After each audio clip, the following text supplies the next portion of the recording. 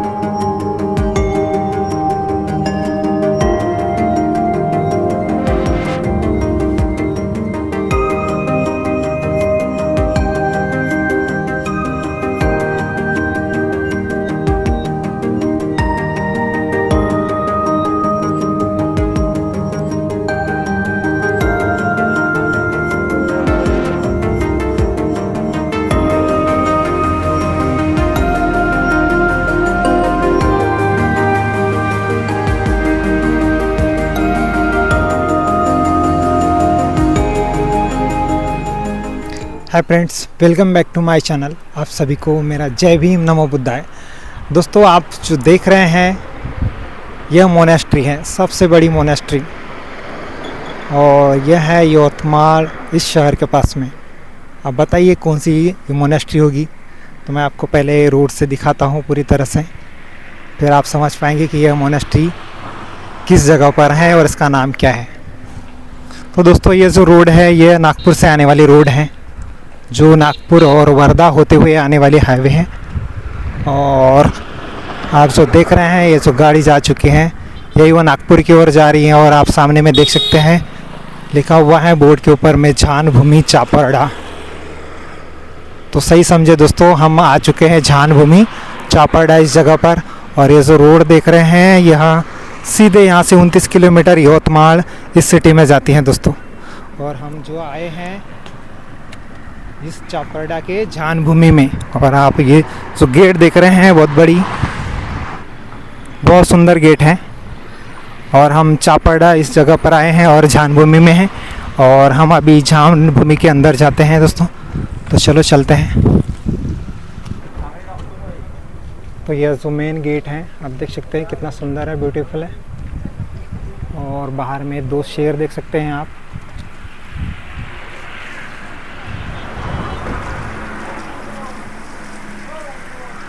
बहुत डेंजर दिख रहे हैं, आप देख सकते हैं।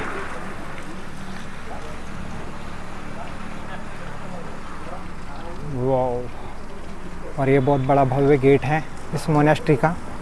और हम अभी अंदर की ओर चलते हैं।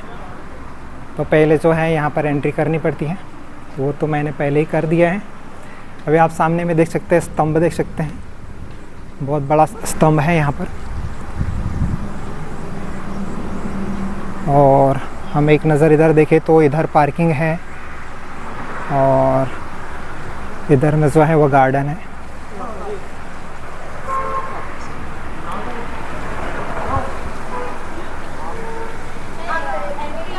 बहुत ब्यूटीफुल। और ये पूरा गार्डन है इधर में दोस्तों। तो गार्डन तो बहुत बड़ा है, यहाँ पे हर जगह पर जो है फूलों और पेड़ों के पौधे लगे हुए हैं। इस तरह की ये मोनेस्ट्री की है जो शुरुआत यहाँ से हो चुकी है। इधर में जो है वो ऑफिस है, बहुत बड़ा ऑफिस है यहाँ पर।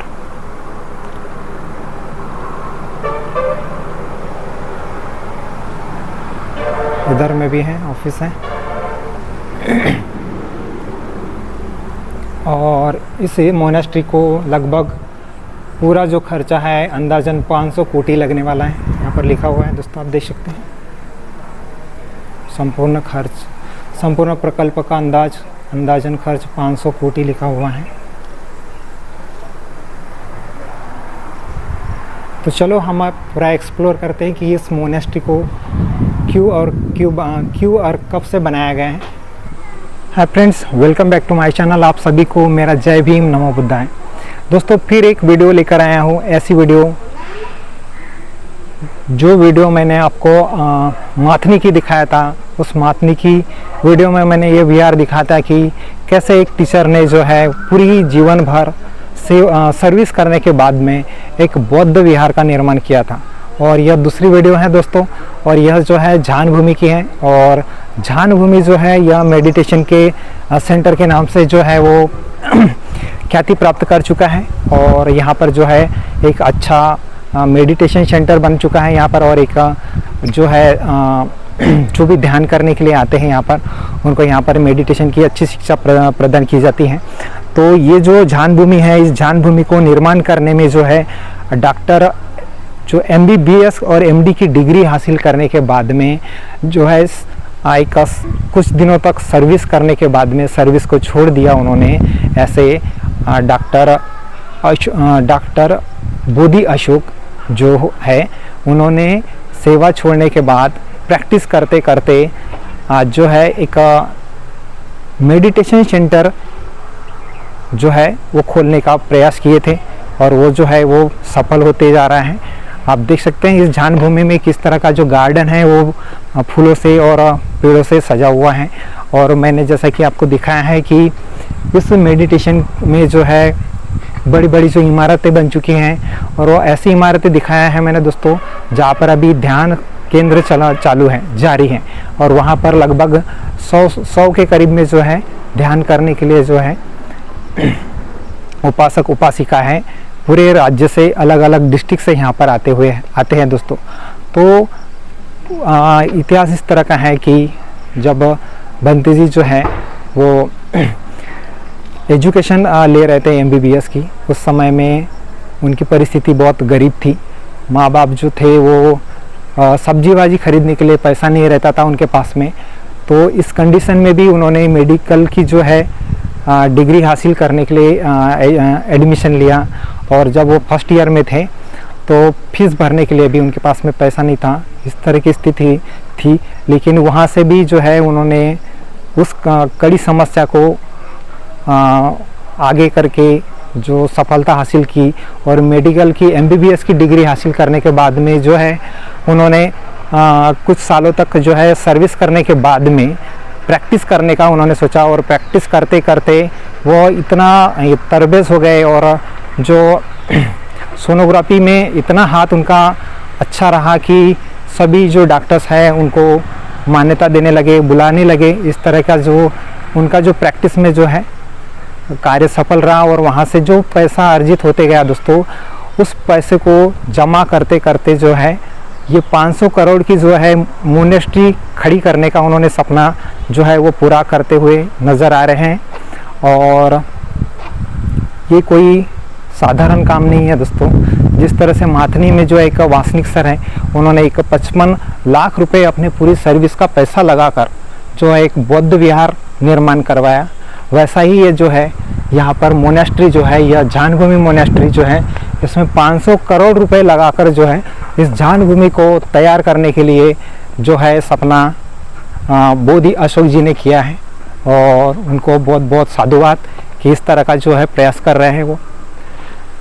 डॉक्टर बाबा साहेब अम्बेडकर ने 4 मई 1955 को जो है भारतीय बुद्धिस्ट सोसाइटी ऑफ इंडिया इसकी स्थापना की थी, क्योंकि भारत को जो है भगवान बुद्ध के ज्ञान से प्रबुद्ध भारत करना था। इसी के लिए उन्होंने जो है बुद्धिस्ट सोसाइटी ऑफ इंडिया मतलब भारतीय बौद्ध महासभा की स्थापना किए थे। और वो उसका कल का दिन था, वो स्थापना का दिन था दोस्तों। तो बोधि अशोक जी जो है, बोधि अशोक जी जो भंते जी हैं, उन्होंने भी बाबा साहब का सपना पूरा करने के लिए जो है इस मोनेस्ट्री को खड़ी किया है। और आगे जो है इस मोनेस्ट्री को बहुत भव्य बनाने वाले हैं। और जिस तरह से नालंदा विश्वविद्यालय हुआ करता था, वैसा ही इसको बनाने का जो है उन्होंने प्रण किया है। तो मैं आपको दिखा दूँ तो बहुत बड़ी जगह है दोस्तों। आप जो पीछे में देख रहे हैं वो जो पहाड़ी है, उस पहाड़ी तक का जो एरिया है ये पूरा जो भंते जी ने है वो खरीद लिया है। और ये बहुत पहले किया है, जब वो यह ज़मीन सस्ती थी उसी समय ये खरीद लिया है। तो आप देख सकते हैं यहाँ पर जो है डेवलपिंग का काम जो है अभी चालू है। यहाँ पर इधर में मशीन पड़ी है, JCB पड़ी है, उधर में खड़ी है। और ये सब जो है ज़मीन को समतल किया जा रहा है। इधर में निर्माण कार्य भी इधर में चालू है, जारी है। मैं आपको दिखा दूँ तो उधर भी चलते हैं, लेकिन हीट बहुत ही है, गर्मी बहुत ज़्यादा है इधर में। और इधर में आप डायनासोर देख सकते हैं, डायनासोर के चित्र जो है इधर में बहुत जगह पर है। आप इधर भी देख सकते हैं, इधर में हर बिल्डिंग के ऊपर में दिखेंगे आपको। तो इधर में जो है ये मोनेस्ट्री का काम जो है अभी भी चालू है इधर में, इधर पीछे तक हर जगह तक चालू है दोस्तों। और इस तरह का जो है सबसे बड़ा यहाँ पर विहार नहीं कहेंगे, विहार तो है ही, लेकिन सबसे बड़ी मोनेस्ट्री जो है यहाँ पर बंते जी बोधि अशोक जी ने यहाँ पर निर्माण करवाई है दोस्तों। तो इसके लिए उनको फिर एक बार साधुवाद। तो आप ये स्तंभ देख सकते हैं, कितना ब्यूटीफुल और भव्य स्तंभ है दोस्तों। और ऊपर आप देख सकते हैं सिंह मुद्रा, मैं आपको झूम करके दिखाता हूँ।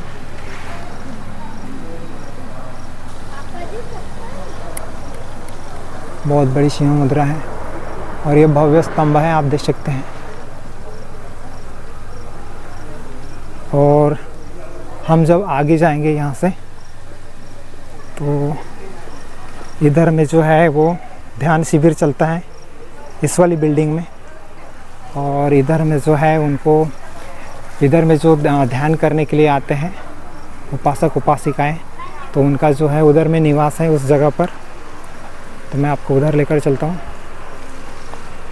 और ये भव्य बिल्डिंग आप देख सकते हैं। और इतना हरा भरा जो यहाँ पर जो दिख रहा है आपको गार्डन, ये हमेशा पानी डालने की वजह से है दोस्तों। और कितना सुंदर है आप देख सकते हैं, बहुत सुंदर है, भव्य है। और इधर में आप गार्डन में एक तथागत भगवान बुद्ध की प्रतिमा देख सकते हैं, कितनी सुंदर है। जानन मेडिकल बुद्धा जान भूमि, बहुत सुंदर। और यहाँ पर लिखा हुआ है मूर्तिला हाथ लाउने। तो बहुत सुंदर भगवान बुद्ध की मूर्ति है दोस्तों ये।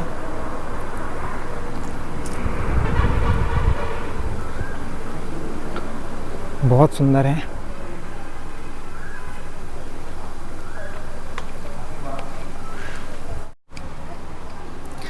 दोस्तों जय भीम, नमो बुद्धाय। दोस्तों चापरडा इस जगह पर जो जान भूमि है, उस जगह के जो संस्थापक है डॉक्टर बोधि अशोक, वो हमारे सामने में है।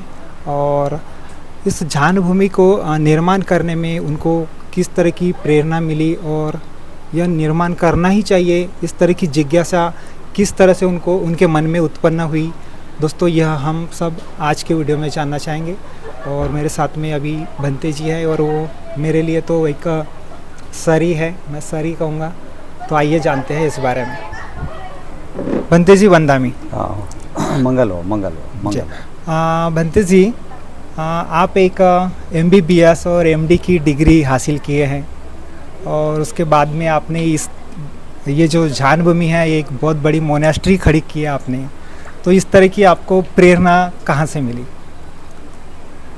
नमस्कार सबको जी। बोधि अशोक हूँ और मेरा नाम जो पहला नाम है वो मेरा डॉक्टर अशोक नीलकंठ कामले है।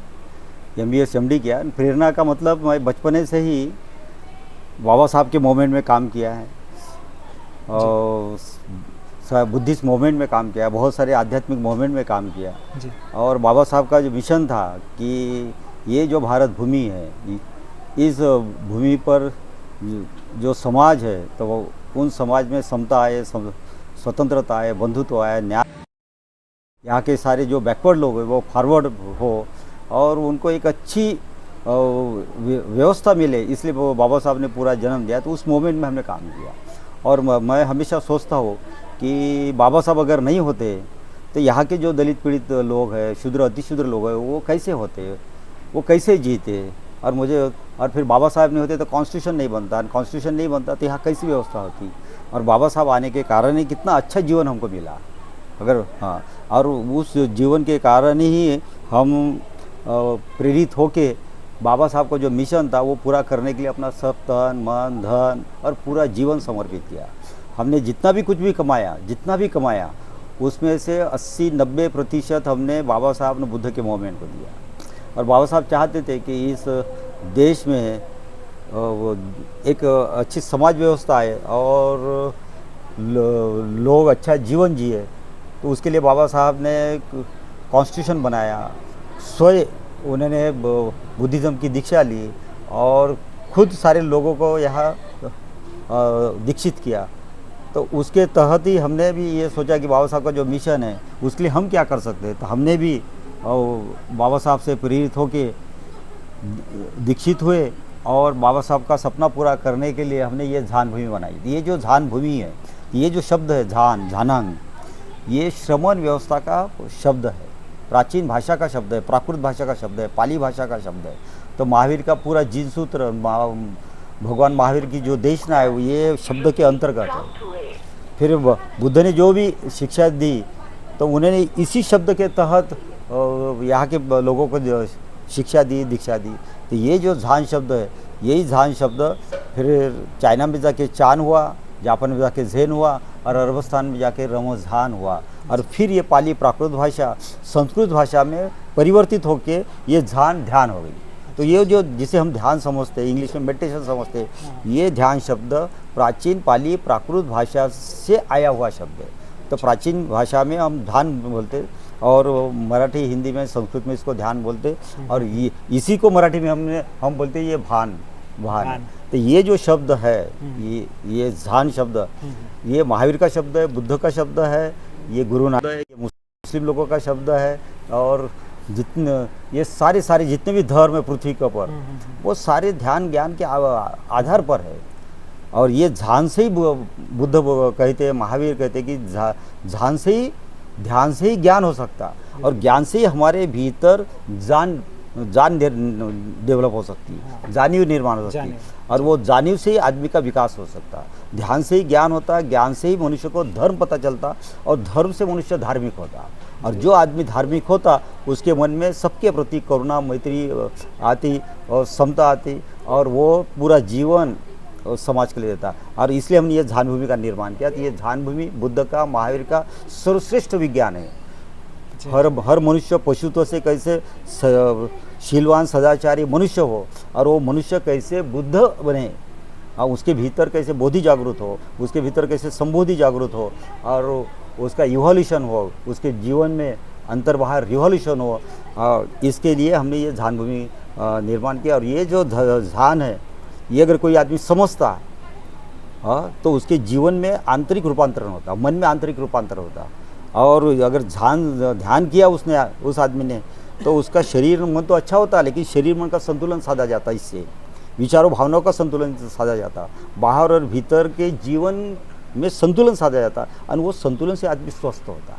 और जब वो स्वस्थ होता तो वो समर्थ होता, बाहर भीतर करने में कुछ समर्थ होता, फिर जो समर्थ होता वो समृद्ध होता और जो समृद्ध होता वो प्रबुद्ध होता। तो बाबा साहब का मिशन था कि यहाँ जो भी लोग हैं वो सब प्रबुद्ध हो और जितने भी लोग हैं वो जाति में, संप्रदाय में विभाजित है, वो एक हो। तो यहाँ मानव से अलग नहीं है, तो सब मानव एक ही है, उनका धर्म एक होना चाहिए और धर्म होना चाहिए वो विज्ञान के आधार पर। तो ये जो झान है, ये श्रमण व्यवस्था का कर्मगुण आधार पर विकसित किया गया विज्ञान है। और विज्ञान तो हमारा विकास हो सकता, जहाँ जात पात खत्म हो सकती, भाईचारा निर्माण हो सकता, सब लोग एक हो सकते, एकात्म मानवता हो सकती और एकात्म अगर मानवता अगर निर्माण होती तो यहाँ के सारे लोग सुख शांति को अनुभव करेंगे। हमारी जो संस्कृति है जो बहुत प्राचीन है। अच्छा, हाँ, और उस प्राचीन जो व्यवस्था थी वो कर्मगुण आधारित थी, वो जन्मजात जाति व्यवस्था पर नहीं थी। हाँ, वो उसमें भेद नहीं थे, उसमें वेद था।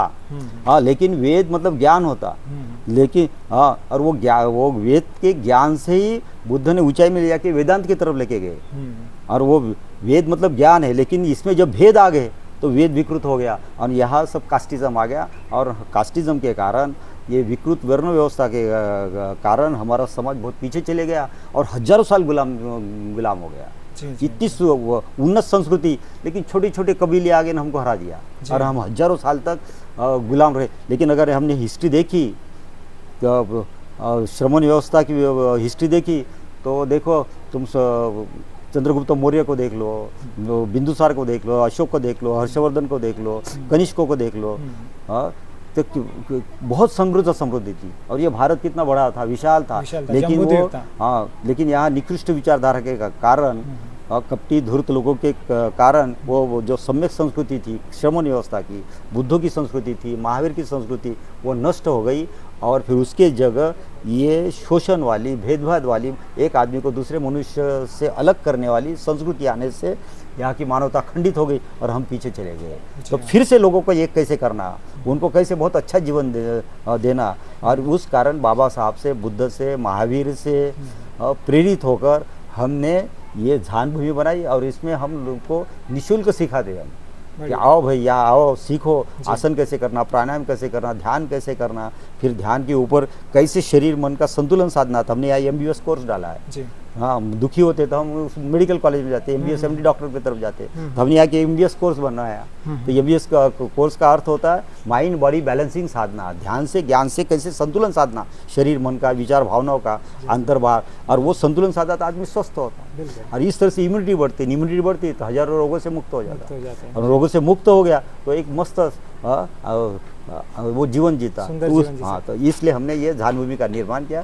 ये सारे धर्मों की है, सारे संप्रदाय की है, या किसी तरह का कोई विभाजन नहीं, या निःशुल्क निरपेक्ष भाव से हम धर्म का विज्ञान सिखाते हैं। और वो विज्ञान से आदमी का विकास कैसे हो, हाँ, ये सिखाने की कोशिश करते। यही हमने बाबा साहब से। भंतेश जी, ये ध्यान भूमि की जो पूरी मोनेस्ट्री है, इस मोनेस्ट्री को खड़ी करने के लिए 200 करोड़ रुपए का टारगेट है। तो ये पूरा जो 200 करोड़ रुपया जो है, ये आपने कहाँ से इतना अर्जित किए, या कहाँ से आपको फाइनेंस मिलने जा रहा है, जो आपने योजना बनाई कि 200 करोड़ तक का पूरा जो यहाँ का जो क्या बोलेंगे विकास करना है, मतलब अलग क्या बोलेंगे डिपार्टमेंट्स हो, या उसके जो मोनेस्ट्री का जो विकास करना हो, डेवलपमेंट करना हो, ये आप सब करना चाहते हैं, तो वो कैसे क्या करेंगे? हाँ मित्रों, वो इन्होंने सवाल पूछा कि ये खड़ा करने के लिए इतना रुपया कहाँ से लाया। तो हम बचपने से इस मिशन में काम कर रहे हैं। बचपने से ही हमने एक सपना देखा था कि बाबा साहब के मिशन में और ये बुद्ध के मिशन में हम कैसा काम कर सकते हैं, किस तरह से काम करना चाहिए। तो हमने ये देखा कि बुद्ध ने जिन भिक्षुओं को शिक्षा दी तो वो भारत के बाहर गए, वहाँ उन्होंने शिक्षा दी, लोगों को दीक्षा दी, ध्यान सिखाया, ज्ञान सिखाया, धम्म सिखाया। और वो सिखाने के लिए उन्होंने वहाँ बड़ी बड़ी मोनेस्ट्रीज खड़ी की। हाँ, तो अपने भारत में भी कई विद्यापीठ, तक्षशिला थी, नालंदा थी, अवधूतपुरी थी, कई विक्रमशिला थी, कई बड़ी बड़ी मोनेस्ट्रीज थी। और पूरी दुनिया से लोग यहाँ सीखने आते थे और यहाँ से शिक्षा ले जाके उधर जाके लोगों को शिक्षा देते थे। वहाँ एक नई संस्कृति पैदा की। अगर भारत को अगर प्रबुद्ध करना है, यहाँ वो एक सम्यक संस्कृति का निर्माण करना है, तो शिक्षा दीक्षा देने के लिए कोई मोनेस्ट्री चाहिए। ये मोनेस्ट्री बनाने के लिए हमने 30-40 साल पहले सोचा, वो सपना देखा। और फिर जैसे MBBS हुए, अब MD हुए, तो हमने प्रैक्टिस की। और प्रैक्टिस करने के बाद जो पैसा आता था हर महीने में कमाते थे, हम इन्वेस्ट करते थे। अच्छा। कोई छोटी खेती खरीद लेते थे, कोई प्लॉट खरीद लेते थे। हाँ, तो वो हमने वो खरीदते गए। और वो खरीदने के बाद फिर हमने एक या 17-18 एकड़ ज़मीन खरीदी जी अपने पैसे से। और फिर धीरे धीरे क्या किया कि यहाँ काम शुरू किया। और ये 20-25 साल में जो हमने ज़मीन खरीदी थी वो 100 पट ज़्यादा हो गई। मतलब कोई हमने अगर 10 लाख की ज़मीन लिया तो 1 करोड़ की हो गई। जब हमने 1 करोड़ की ज़मीन लिया तो वो 50 करोड़ की हो गई। रेट बढ़ गया अभी। हमारी प्रैक्टिस भी बढ़ गई है। मैं महीने में 10, 15, 20, 25 लाख रुपए महीने में कमाता था। तो हमने वो अपने ही पैसे से ये सारी मोनेस्ट्री को सींचा है, डेवलप किया। और मेरी एक धारणा थी कि बाबा साहब कहते थे कि मेरे समाज में 20 डॉक्टर, 20 इंजीनियर और 10 बैरिस्टर अगर हो गए तो भारत में अकेला इतना काम कर सकता हूँ, बाबा साहब कहते थे। तो मेरे समाज में अगर इस तरह से 50 लोग अगर निर्माण हो, डॉक्टर, इंजीनियर, वकील, तो भारत प्रबुद्ध होगा। और फिर बाद में बाबा साहब ने देखा कि अंतिम समय में कि बहुत सारे डॉक्टर, इंजीनियर, वकील पैदा हो गए, लेकिन समाज के लिए काम नहीं कर रहे। तो बाबा साहब रोते रोते चले गए, कह कर गए कि ये पढ़े लिखे लोगों ने मुझे धोखा दिया। तो हम सारे लोग धोखेबाज हैं। तो हाँ, तो हमने ये सोचा कि जब हम धोखेबाज है तो हम कैसे सिद्ध करें कि हम धोखेबाज नहीं है। तो किसी को मांगना नहीं, अपने ही पैसे से, अपने ही श्रम से, अपने ही ज्ञान से मैं ऐसा कुछ करूँ कि जिससे मैं सिद्ध कर सकूं बाबा साहब के सामने कि देखो बाबा साहब, मैं धोखेबाज नहीं। और वो धोखेबाजी से मुक्त होने के लिए बाबा साहब का जो ऋण है हमारे ऊपर, वो ऋण मुक्ति के लिए हमने अपने पैसे से, अपने श्रम से, अपने ज्ञान से इसको खड़ा किया, किसी को भी मांगा नहीं। हाँ, और ये और धीरे धीरे कुछ सिचुएशन ऐसी हो गई कि मुझे हज़ारों फोर्सेस, हाँ, मुझे अदृश्य फोर्सेस ने मुझे बहुत सारा सहायता दी। मतलब बुद्धों ने, उन्होंने मुझे सहायता दी और ये खड़ा हो गया। और ये मुझे ऐसा लग रहा है कि ये सपनों का महल हो गया और ये खड़ा हो गया। और धीरे धीरे ये जो आप देख रहे, ये अभी शुरुआत है। मैं सोच रहा हूँ कि यहाँ नालंदा विश्वविद्यापीठ बने, तो जो पुरानी नालंदा विश्वविद्यापीठ थी हजारों साल पहले, वो जितनी बड़ी थी, उसमें जितने डिपार्टमेंट्स थे, जिस तरह की वहाँ शिक्षा दी जाती थी, अलग अलग तरह की न्यू, अलग अलग डायमेंशन की, तो उस तरह की शिक्षा यहाँ देने के लिए हमने ये मोनेस्ट्री बनाई है, बना रहे। और ये आने वाले 5-10 साल में नालंदा के समान विश्वविद्यापीठ बनेगा। और यहाँ 21वीं शताब्दी में अगर नालंदा होती तो कैसी शिक्षा देती, तो उस तरह से हमने पढ़ाई की, हजारों किताबें पढ़ी, बुद्ध की, महावीर की, और पूरे जैन के लोगों की किताबें पढ़ी, सारे धर्मों का अभ्यास किया, मेडिकल का अभ्यास किया। और उनके आधार पे ये बनाई कि 21वीं शताब्दी में यहाँ के लोगों को हम कैसे उच्चतम अवस्था प्रदान करें, बैकवर्ड लोगों को कैसे फॉरवर्ड करें। और उस हिसाब से हमने ये जो मोनेस्ट्री खड़ी की। तो ये जो देख रहे, ये आने वाले भविष्य में विश्व की एक बहुत बड़ी नालंदा विश्वविद्यापीठ बनेगी। और वो सपना लेके हम काम कर रहे हैं। जी जी, बहुत बढ़िया जी। आपके जो माँ बाप थे वो बहुत गरीब थे, और उस गरीबी में सब्जी भाजी खरीदने के लिए पैसा नहीं रहता, और आपने MBBS की डिग्री के लिए जो है वो एजुकेशन के लिए एडमिशन, तो उस समय में एक बार ये हुआ कि अगले साल में आपको उस एग्ज़ाम की जो फीस भरनी है उसके लिए पैसा नहीं था माँ बाप के पास में। तो सिचुएशन में आपने कैसे क्या किया फिर? चलो, मित्र ने प्रश्न पूछा कि गरीबी में हमने MBBS MD कैसे किया। तो हमारे माँ बाप बहुत गरीब थे, अनपढ़ थे, और सब्जी बेचते थे, कभी फल फूल भी बेचते थे। हमने भी उनके साथ 10वीं तक 11वीं तक वो काम किया। और माँ बाप को देखते थे तो वो सड़क पे काम करते, तो हमको लगा कि अगर हम पढ़े लिखे नहीं तो माँ बाप ऐसे सड़क पे काम करेंगे ना, मरेंगे जी। तो नहीं, माँ बाप को अच्छी ज़िंदगी देना चाहिए जी। तो इसलिए हमने बहुत पढ़ाई की जी, बढ़िया। और हमको लगा नहीं था कभी कि हम डॉक्टर इंजीनियर बनेंगे करके। हाँ, तो हमने इस तरह से पढ़ाई की कि भाई डॉक्टर इंजीनियर तो बनेंगे नहीं, होशियार है नहीं अपन, तो ये पुलिस बनेंगे, मिलिट्री में बनेंगे। तो हम बड़ी स्पोर्ट में जाते थे। अच्छा। जूडो कराटे खेलते थे, आखड़े में जाते थे, बहुत गेम खेलते थे। लेकिन वो क्या हुआ कि एक एग्ज़ाम दी और हम मेरिट आ गए, मेडिकल में सेवाग्राम मेडिकल में नंबर लग गया। तो जब मेडिकल में लगे तो वो फीस भरने के भी पैसा नहीं था, 1800 रुपये भरना था। मतलब फीस और खाने के भी 6 महीने के। कौन सा ईयर था वो? वो था 79 जी। तुम पैसा कैसे, तो माँ बाप ने अपने 100 रुपये जमा किए। हाँ, और वो 1800 रुपये भर। तो निकल गए 6 महीने उसमें। हाँ, फिर उसमें थोड़ी सी हमको स्कॉलरशिप मिलती थी, 200 रुपये। प्यून ने भी आपको हाँ, तो 200 रुपये स्कॉलरशिप मिलती थी। लेकिन खर्चा ज़्यादा था, 250-300 होता था। और ये महीने में 50 रुपये 100 रुपये माँ बाप देते थे, तो उससे होता नहीं था। फिर क्या फीस ज़्यादा हो गई।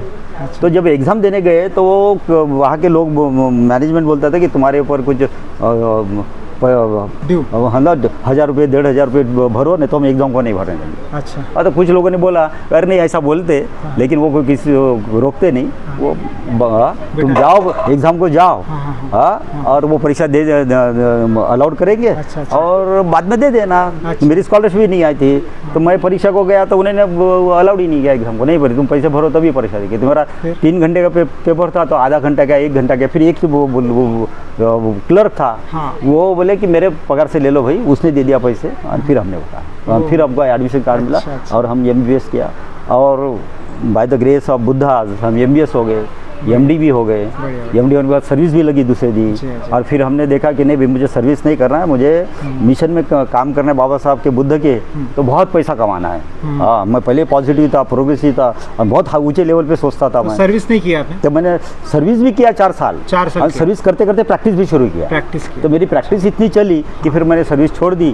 हाँ, और फिर मैं पहले वर्धा में प्रैक्टिस करता था, तो 6 साल वहाँ प्रैक्टिस करने के बाद ये इस पूरे 2-3 जिले में कोई डॉक्टर नहीं था यहाँ, मतलब सोनोलॉजिस्ट में जिसने एमडी किया हुआ डायग्नोसिस में। जी, मैं अकेला था, तो यवतमाल के लोग मेरे पास आते थे। अच्छा। तो यहाँ कोई डॉक्टर नहीं था, तो यहाँ के डॉक्टर लोगों ने मुझे रिक्वेस्ट किया कि डॉक्टर साहब यहाँ आओ, हम तुम्हारे पास पेशेंट भेजेंगे। अच्छा। तो मैं यवतमाल आया, देखा क्या रे बहुत बड़ा एरिया है, बहुत अच्छे डॉक्टर्स है। हाँ। तो फिर मैं यहाँ प्रैक्टिस किया, प्रैक्टिस इतनी चली कि मैंने करोड़ों कमाए, और जो भी कमाए वो इन्वेस्ट किए, और जो कमाया वो सब बुद्ध को बाबा साहब को दे दिया। तो मैंने किसी से कोई मांगा नहीं, कुछ नहीं। लेकिन अभी by the grace of Buddha मैं जो भी शिक्षा ग्रहण की बाबा साहब से, बुद्ध से, तो जो भी सिखा रहा हूँ, तो लोग इतने गदगद होते, तो वो मुझे ऐसे 1000, 2000, 5000, 10,000 और 1-1 लाख, 2-2 लाख तक वो अभी डोनेशन दे रहे हैं। अभी मुझे कोई चिंता नहीं, अभी मुझे इतना कॉन्फिडेंस है कि मैं आने वाले 5-10 साल में 400-500 कोटि रुपए का यहाँ नालंदा विश्वविद्यापीठ खड़ा करूँगा। तो आप फ्यूचर में कैसे सोचते हैं, क्या है कि मनुष्य का जीवन जो है वो एक बार छोड़ के जाना, तो उसके बाद में आप कैसे क्या प्लानिंग किए कि मोनेस्ट्री आगे भी चलेगी, फ्यूचर में क्या सोचे सर आपने?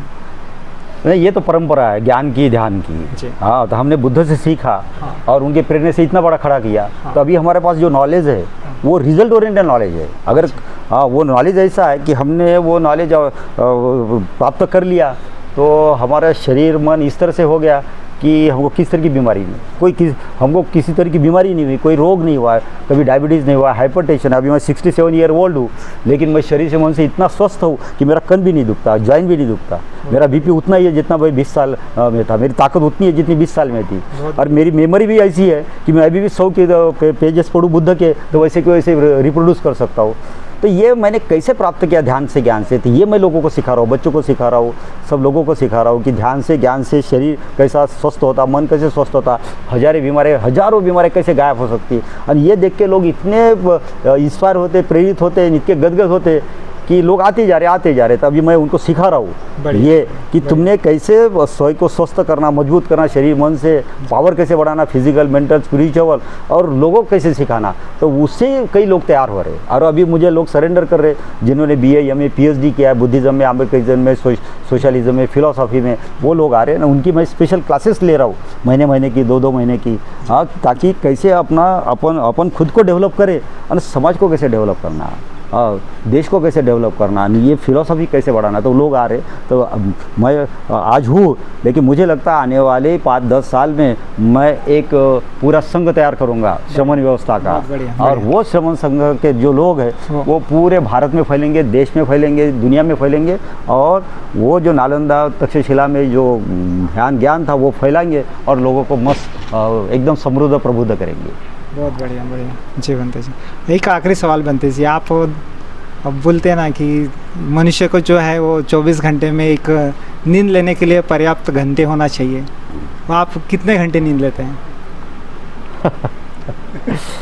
एक ऐसा है, ये ध्यान में जो ज्ञान में रहता वो इतना शांत रहता, भीतर से बाहर से तनाव रहित जीवन जीता, तो उसको सोने की ज़रूरत ही नहीं रहती। ध्यानी ज्ञानी लोग 24 घंटे में सोते नहीं। ऐसा आपने पढ़ा भी होगा कि महावीर, बुद्ध, ये कभी भी सोते नहीं थे, ये विश्राम करते। अच्छा। हाँ, लेकिन विश्राम में भी जागे रहते। अच्छा। हाँ, तो हम जागरूक अवस्था में तो जागरूक, नींद में भी जागरूक रहते। और वो नींद का कोई यही नहीं, हम 3 घंटे भी सोए तो बहुत, मतलब वो पूरी ऊर्जा आ जाती। तो कभी हम 3 घंटे सोते, कभी 4 घंटे सोते, और नहीं भी सोए तो हमको कोई फ़र्क नहीं पड़ता, क्योंकि आनंद इतना है।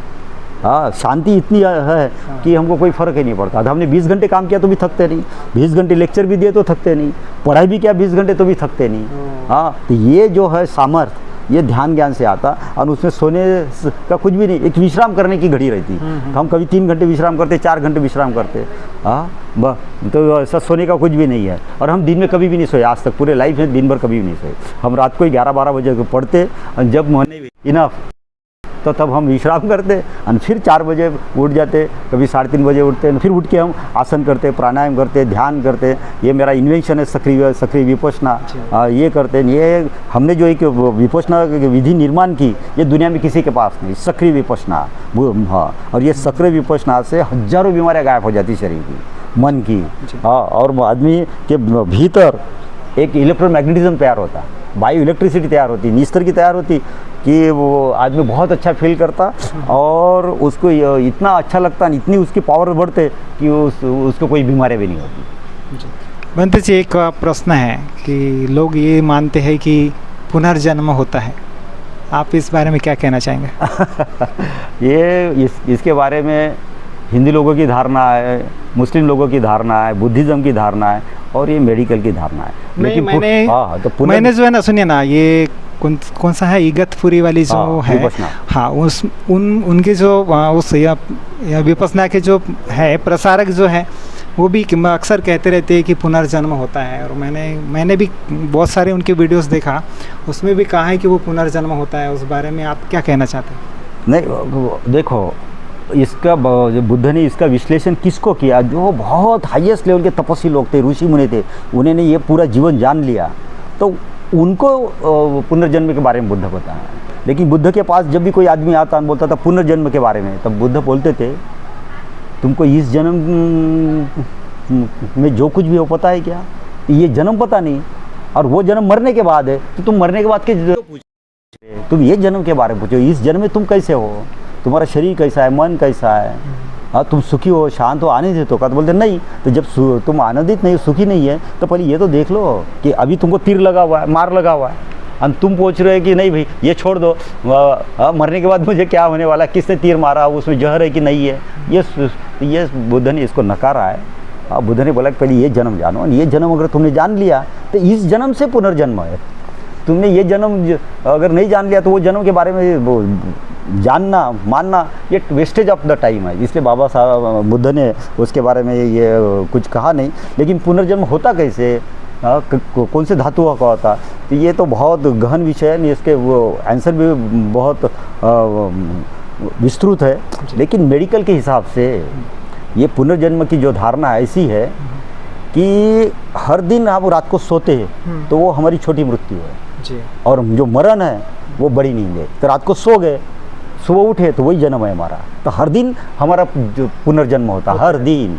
हाँ, फिर हम जो भी शिक्षा ग्रहण करते, हाँ, संस्कार ग्रहण करते, तो वो संस्कार, शिक्षा और दीक्षा हमको हर दिन एक नया जन्म देती है जी। मतलब वो तो उस तरह से नींद से जागना ही हमारा पुनर्जन्म, यही पुनर्जन्म है। और दूसरी चीज़ ये है, मेडिकल में ये बता दिया कि हम शादी करते हैं, जो बच्चा होता वो बच्चा मतलब बच्चा नहीं है, वो हमारा ही पुनर्जन्म है। क्योंकि उसमें डीएनए जो आरएनए मेरे ही है ना, अगर वो देखे तो उसके डीएनए में आरएनए मेरे ही है, तो वही हमारा पुनर्जन्म। जैसे बुद्ध ने आम की गुठली का उदाहरण दिया, हाँ, तो वही हमारा पुनर्जन्म। जैसे एक आम की गुठली है, वो लगा दी तो वहाँ एक आम आता, तो वो आम और यही आम एक ही है। वो आम मर गया तो वो आम रहता, तो उसके डीएनए आ रहे हैं एक वैसे ही है। तो ऐसे ही हमसे जो बच्चे आते वो बच्चे नहीं, हम ही है, तो हमारा ही पुनर्जन्म है वो। इस तरह से एक पुनर्जन्म की मेडिकल बेस पे अवधारणा है। और वो जो बुद्ध ने बोला है पुनर्जन्म की, वो उन लोगों को बताई ऋषि मुनि के लिए।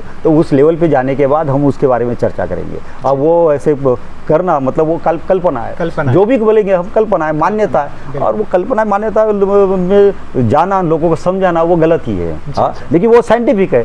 अब फिर साइंस क्या बोलता, अब आखिरी चीज़ साइंस ये बोलता कि ये जो अस्तित्व है ये पूरा ऊर्जा का विस्तार है। हाँ, एंटायर एग्जिस्टेंस इज एनर्जी।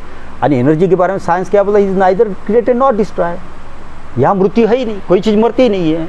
जैसे एक पानी लो, वो उसको गर्म करते 100 डिग्री पे, भाप होता, पानी मर जाता, लेकिन मर गया क्या? नहीं, ट्रांसफर हो गया, भाप बन गया, फिर बादल बन गया, फिर वही पानी आ गया। एक पत्थर लो, वो धीरे धीरे घिसते रेती बनती, चिट्टी बनती, उसको गर्म करो, फिर पत्थर। यह मैटर नहीं मरता, ये एनर्जी कभी नहीं मरती। तो यहाँ जो है ना एनर्जी, ये वर्तुलाकार उसका परिभ्रमण है यहाँ। और इसलिए बुद्ध ने बताया कि जीवन का सत्य क्या है, गत्य है, सब गतिमान है, यहाँ कोई स्थिर नहीं, और यहाँ कोई चीज़ मरती नहीं। हाँ, ट्रांसफॉर्मेशन है, रूपांतरण है, लेकिन यहाँ का एक कण भी मरता नहीं। और उस तरह से हम मर भी गए तो हम किसी न किसी फॉर्म में रहते ही है। तो वो हाँ, तो तुम कुछ उपनिषद है, गीता में इस तरह से लिखा हुआ है कि आप कैसा जीवन जीते हैं उसके आधार पे आपका पुनर्जन्म होता है। अगर आप गधे के समान जिए तो हो सकता है कि नया जन्म आप गधे बने, क्योंकि आप उस तरह से जिए ना।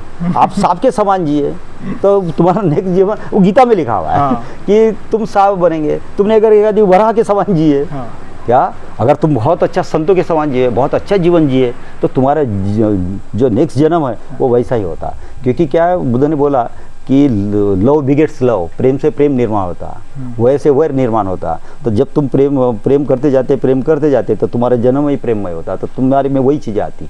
हाँ, और इस तरह से उनमें लिखा। लेकिन हमको इस तरह की चीज़ों में सोचना नहीं, जानना नहीं, हमने साइंस के बारे में सोचना है। साइंस ये बोलता कि यहाँ की कोई चीज़ मरती नहीं। हाँ, सब यहाँ वर्तुलाकार जीवन है। जैसे तुमने देखो, पूर्णिमा होती, फिर धीरे धीरे अमावस्या होती, फिर चंद्र आता, या सूरज उगता डूबता फिर आता, या कोई चीज़ मरती नहीं। हाँ, तो ये इसलिए बुद्ध ने एक साइंटिफिक नाम दिया विहार। विहार मतलब मोमेंट होता, और मोमेंट मतलब गति होता। यहाँ हर चीज़ मोमेंट में, या कोई चीज़ खत्म नहीं होती। और अभी तुम यूट्यूब में पढ़ो कि ये ब्रह्मांड कैसा है, कॉन्शियसनेस कैसा है, तो यहाँ कोई चीज़ ये नहीं होती, नष्ट नहीं होती, बस रूपांतरित होती है। तो दोस्तों, भंते जी ने जो है इस ध्यान भूमि को निर्माण करने की जो भूमिका है वो अपने इस वीडियो में शेयर किया है कि किस तरह से जो है बाबा साहब के विचारों को आगे बढ़ाना है, और इस मोनेस्ट्री के माध्यम से किस तरह से भगवान बुद्ध की जो शिक्षा है उसका प्रचार और प्रसार करना है, वह जो है भंते जी ने अपने इस मार्गदर्शन में इस वीडियो में शेयर किया है। इस बारे में आपके क्या ख्याल है दोस्तों, आप कमेंट्स में ज़रूर लिखिएगा, आपके कमेंट्स का इंतज़ार रहेगा।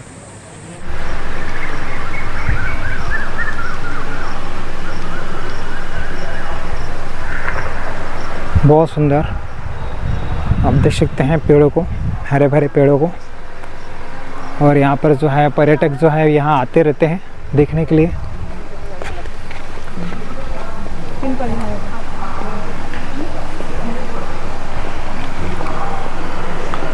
और यहाँ पर अभी जो है दोस्तों 6 दिनों का यहाँ पर ध्यान शिविर चालू है। सामने वाली जो बिल्डिंग है वहाँ पर ध्यान शिविर चालू है, और यहाँ पर आर्य मौन का पालन किया जाता है यहाँ पर। और गार्डन आप देख सकते हैं कितना सुंदर है। और इधर जो आप जो रूम देख रहे हैं, यह ध्यान करने के लिए जो आते हैं उन लोगों के निवास के लिए यह रूम बनाए हैं यहाँ पर। और ये पैगोड़ा आप देख सकते हैं, बहुत बड़ा भव्य पैगोड़ा है। तो मैं आपको इधर एक्सप्लोर करके दिखाता हूँ। तो इधर में जो है वो 3 शेर वाली यहाँ पर जो है प्रतिमा है यहाँ पर में, और अशोक चिन्ह है यहाँ पर। इस तरह की यह मुद्रा है यहाँ पर आप देख सकते हैं, 3 शेर वाली दोस्तों। और ये बीच में कमल का फूल है यहाँ पर उतरा हुआ, बहुत सुंदर। इस तरह के यहाँ पर जो है कलाकृति है। फिर इधर में बहुत बड़ी जगह है ये, इधर में जो है मेस का काम चलता है।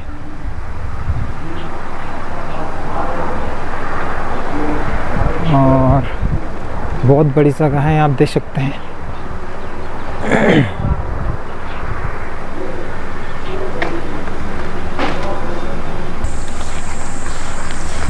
तो दोस्तों यह पूरी जो जगह है ये 17 एकड़ जगह है। और सामने में आप जो देख रहे हैं उधर पहाड़ी, उस पहाड़ी के ऊपर में 56 फुट की जो है वो भगवान बुद्ध की प्रतिमा वहाँ लगाने का प्रयास है। और एक साथ वहाँ पर 10,000 लोग बैठ सके, इतना बड़ा जो है ध्यान हॉल बनाने वाले हैं वहाँ पर सर। और ये आगे का एक प्लान है। और आप जो सामने में देख रहे हैं वो उधर में पहाड़ी है, आप पेड़ों के अंदर से अगर आप देखेंगे तो इधर पहाड़ी है दोस्तों। और ये 17 एकड़ ज़मीन में आप देख सकते हैं डेवलपमेंट कितना बड़ा हो चुका है। ये जो रूम देख रहे हैं ये ध्यान करने के लिए जो आते हैं उन लोगों के लिए निवास का यह जो है इधर में क्या यह है, घर बने हुए हैं, रूम बने हुए हैं। और इधर में जो है मेस का काम चलता है। इस तरह का ये जो मोनेस्ट्री का विकास यहाँ पर हो चुका है दोस्तों। मैं आपको अभी भंते जी जो है शिविर में एक सेशन ले रहे हैं, वहाँ का एक जो क्लिप है मैं आपको शेयर करता हूँ, और वो आप देखिएगा। और आपको भंते जी किस तरह से मेडिटेशन करवाते हैं वो आप कमेंट्स में ज़रूर लिखिएगा, तो मैं आपको लेकर चलता हूँ वहाँ पर।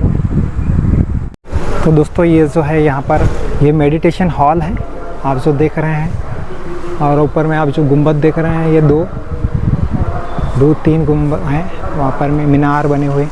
यह मेडिटेशन हॉल है और मैं आपको सीधा ऊपर लेकर चलता हूँ। तो बहुत बड़ा ध्यान केंद्र है यह।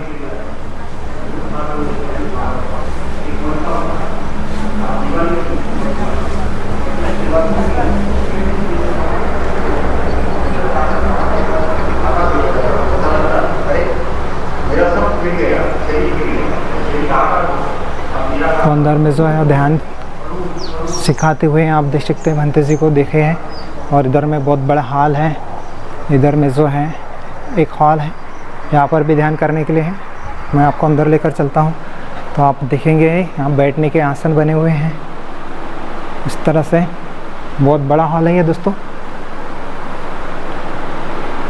बहुत बड़ा हॉल है। यह दूसरा हॉल है, बैठने के आसन आप देख सकते हैं। और इधर में आगे में आप देखेंगे तो भगवान बुद्ध की मूर्तियां हैं यहाँ पर।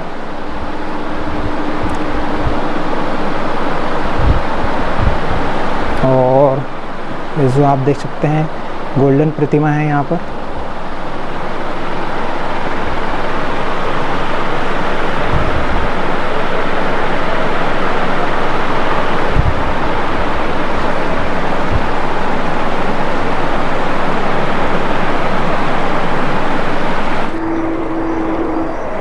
तो ये बहुत बड़ा हॉल है और बाहर से आप देख सकते हैं कितना बड़ा हॉल है, बहुत बड़ा है। और इधर में आप देख सकते हैं फिर गार्डन है बड़ा, बहुत बड़ा गार्डन है। और आप पीछे से इधर से आप देख सकते हैं वो जो मेन गेट था, वो गेट किस तरह से दिख रहा है चमकता हुआ, बहुत सुंदर दिखाई दे रहा है।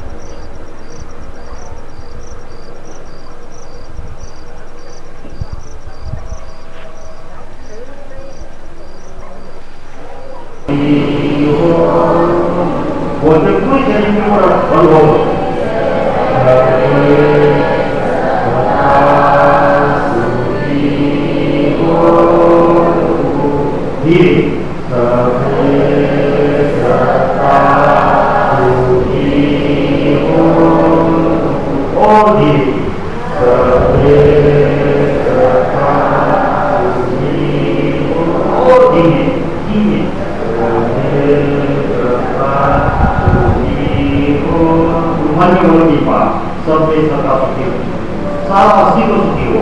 जगत में जो भी है, पशु पक्षी पेड़ पौधे सब लोग मनुष्य, सारे मनुष्य सब सुखी हो, सुखी हो, सुखी हो, सारे सुखी हो, सब में सबका सारा अस्सी को सुखी हो। ऐसा अनुभव, ऐसा अनुभव कृष्णा ऐसा अनुभव करना कि जैसे हम किसी पानी में पत्थर डालते वस्तु निकलता, मेरे शरीर के कंकड़ से, मन के कंकड़ से, हृदय के कंकड़ से भाव निकलता, मृत्यु का, प्रेम का, करुणा का पूरा वस्तु निकलता। मेरे भीतर से बाहर जा रहा सब अपने भीतर समाये मेरा ये भाव कि सब सुखी हो, दूसरा दुखी मैं दुखी, दूसरे सुखी सब सुखी तो मैं सुखी, ये मेरा भाव था। उससे हम स्वस्थ होते, समर्थ होते, समृद्ध होते। आज इसी भाव से मुझे बुद्ध देखो कितनी शांति, इतना सब हो गया। अब अनुभव करो कि शरीर हो गया, मन हो गया, सीमाएं टूट गई। तुमको पता ही चलेगा कि मैं स्त्री हूँ कि पुरुष हूँ, मैं जवान हूँ कि बुरा हूँ, पता ही सब हो गया। बॉडी लेसनेस, माइंड लेसनेस, टाइम लेसनेस, एक भी कार्य करो आपको पता चल रहा अरे मैं जवान हूँ, मैं बूढ़ी हूँ, बूढ़ा हूँ, लेकिन ध्यान करते सब गाड़ी से बुद्ध की बुद्धि देखे ना हमेशा उसको यौवन दिखेगी, बिल्कुल जवान दिखेगी, तो चेतना कभी बुरी नहीं है। ये अनुभव जब तक इस अनुभव में हो कोई भी विचार भीतर प्रवेश नहीं करेगा, विकार प्रवेश नहीं करेगा। आप शुद्ध रहेंगे शरीर से, मन से, विचारों से, भावना से, परिपूर्णता से शुद्ध हो गए, आप शुद्ध हो। बुद्ध अवस्था है, ये एक शक्ति है, वो अगर जागृत हो गई तो सारे दुखों से मुक्त हो जाए, आनंद ही आता है, वहाँ शांति रहती, समाधान रहता, सुख रहता और वह आनंद ही आता।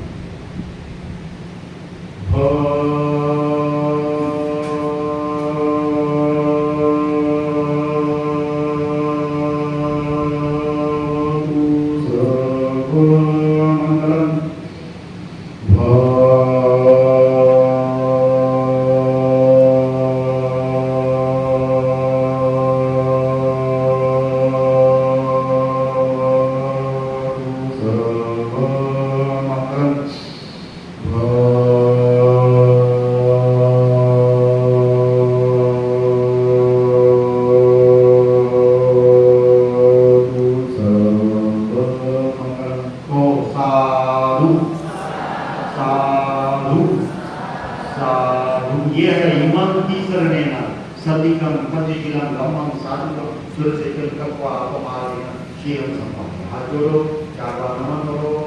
नमो बुद्धाय, नमो धम्माय, नमो संघाय और नमो बोधिसत्वाय। तो ये हो गया 10 तरह का ध्यान, ज्ञान, विपස්සना। पद्धतीला म्हणजे 5 तासात होईल. मग स्मार्टफोनाचा दिसतो का दवाई वाचली सर्व वाचले तर त्याची मग माझी भीती बसली. पुष्कळशा गोष्टी मी आता हसायचा कसा तुझ्या ऑपरेशन येणार नाही कोणी किती करू. आता एक गोष्ट विचारतो, सर्वात टॅलेंट पोरगा कोण आहे तुमच्यापैकी सांगा. माझ्या पोरा कोण टॅलेंट पोरगा तुमच्यापैकी सांगा. नाही बोट नाही दाखवत, पण कधीच कुणाला बोट नाही दाखवत. आपला दाखवता करायचा. मी असा हुशार विद्यार्थी होतो, काही लोकांना नाही होत. काय तू मास्तर मला कधीच तरी विचारले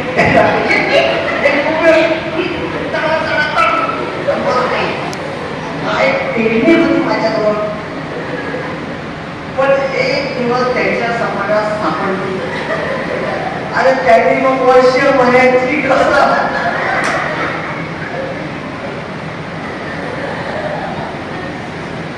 मॅडम आहे यांना माहित आहे मास्तर मॅडम आताचे शिक्षक पुरस्कार पण होता तर मग वर्ष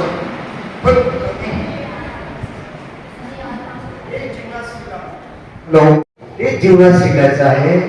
आज हवा नाही तर पाहायचं का शरीर काय म्हणते. लाईन गेली अरे वा त्याचा अनुभव घ्यायचा.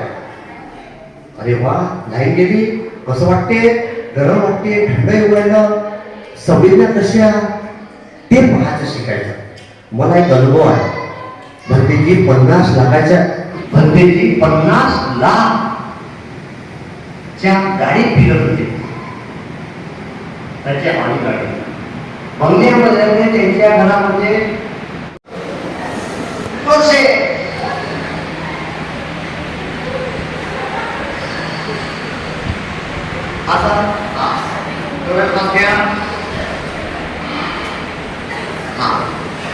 काही पैसे लागले ते यांनी काय म्हणजे तुमच्या मनातले निगेटिव्ह विचार सर्व संपवले. त्याच्यात ते सर्व निगेटिव्ह विचार निघून जातात आणि तुमच्या मनामध्ये जे असलेले ताण तणाव विचार बेटा ताण तणाव सर्व मुक्त होतं.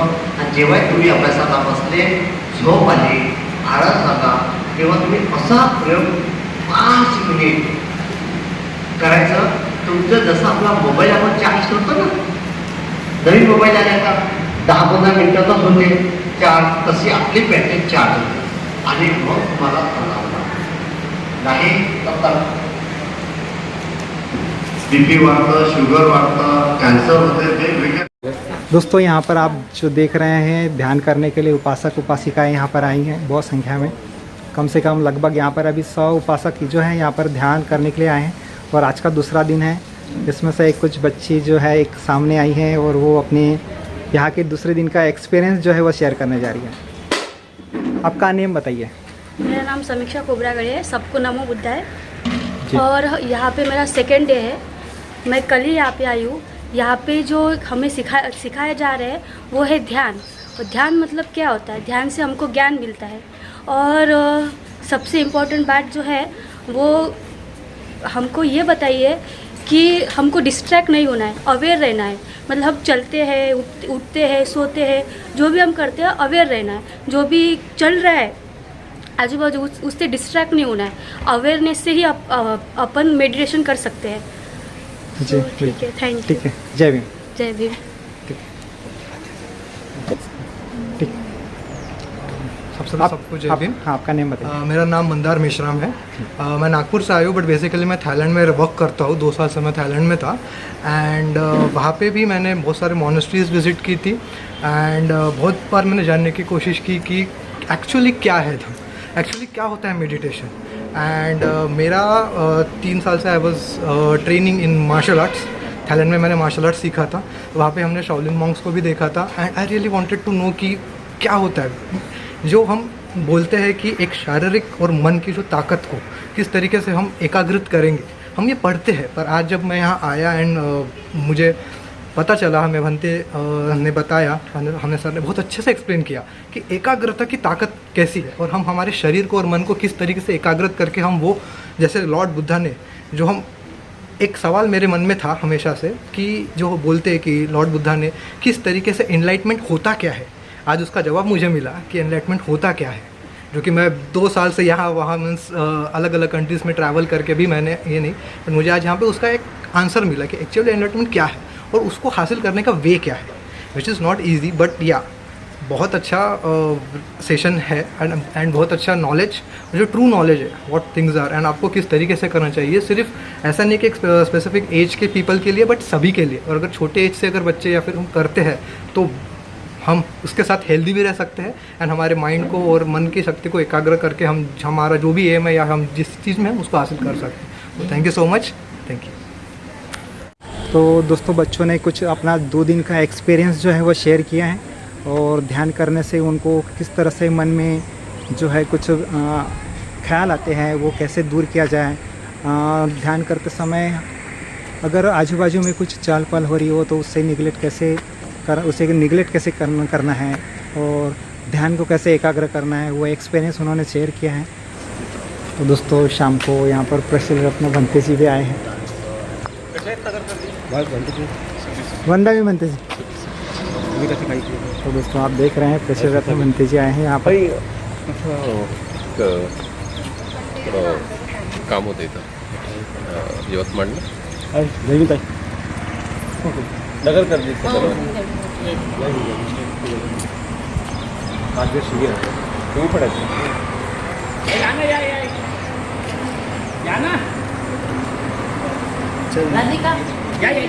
तो यहाँ पर विजिट करने आए हैं, वहाँ कुछ काम था उधर में तो इधर आए थे विजिट करने के लिए। तो दोस्तों मैं आपको स्टोर दिखा देता हूँ एक बार।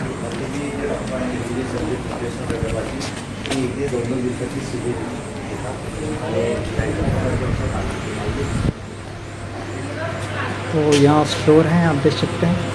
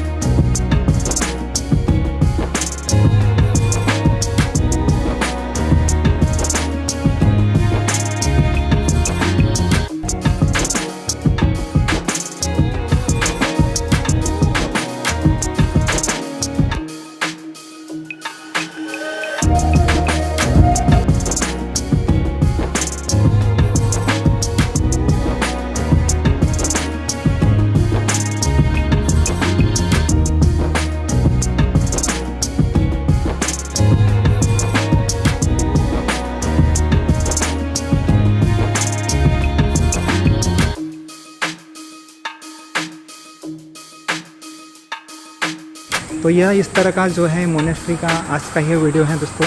आपको इस वीडियो के बारे में आपके क्या ख्याल है, और इस ध्यान भूमि में एक बार आप ज़रूर आइएगा और 6 दिनों का एक जो मेडिटेशन कोर्स होता है वो ज़रूर कीजिएगा। आपको यहाँ का एक्सपीरियंस जो है वो आ जाएगा, बहुत बेटर है एक्सपीरियंस आ जाएगा, क्योंकि जो भंते जी जो है वो उच्च शिक्षित भंते जी हैं और वो स्वयं ही यहाँ पर जो है क्लास लेते हैं दोस्तों।